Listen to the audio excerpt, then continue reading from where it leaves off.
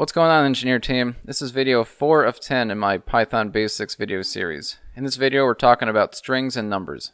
As with all these videos, the level's beginner. We're going to talk about single line strings, multi-line strings, substrings, integers, floats, and then conversion to strings and conversion to integer and float.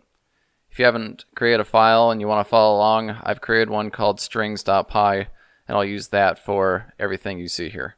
First is a single line string. Single line string is really simple. It's just a quoted list of characters. So in this case, I'll do text equals hello. Notice I used a single quote. If you wanted to use double quotes, that's also perfectly fine. There's no difference. Next is multi-line string. To do multi-line strings, you simply triple quote all of your text, and then you use the continuance backslash like you saw in the first video. So in this case, I'll create a new variable called multi-line, and here I'll do line 1.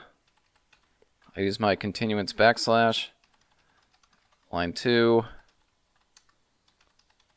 line 3, and so on. Next is substrings. A substring is basically a piece of a given string. So I'm going to create a string first. We'll do engineer man.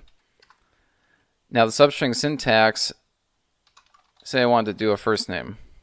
I would do name, and then I would do square brackets, and then inside here it's going to be value colon value. The first value is going to be the start position, and then the second value is going to be the end position, but not including the actual letter that you choose. So if I wanted to extract engineer, I would start with the very first character, so 0. And then second value, I would just start counting. So 0, 1, 2, 3, 4, 5, 6, 7. Now since I have to go up to, but not including, I have to do 8. And that will copy characters 0 through 7.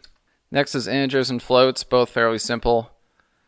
So the first one we'll do num1, and then we'll just do like a 6. 6 is an integer.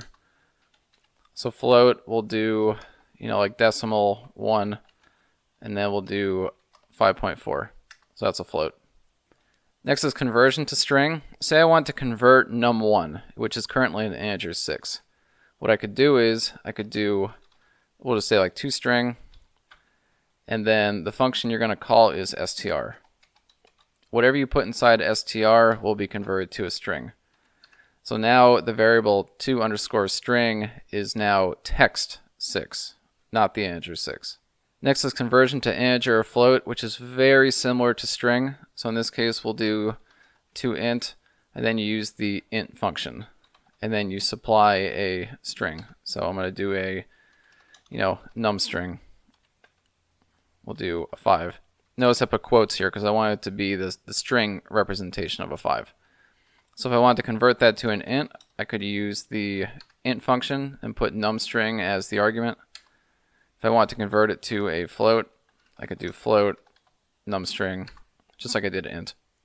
And we're done. That's strings and numbers. Comment down below if you have any questions or requests. I read every single comment and I respond to almost every single comment. Subscribe if you want notifications for new videos, and hit the like button if you thought the video deserved it. See you on video 5.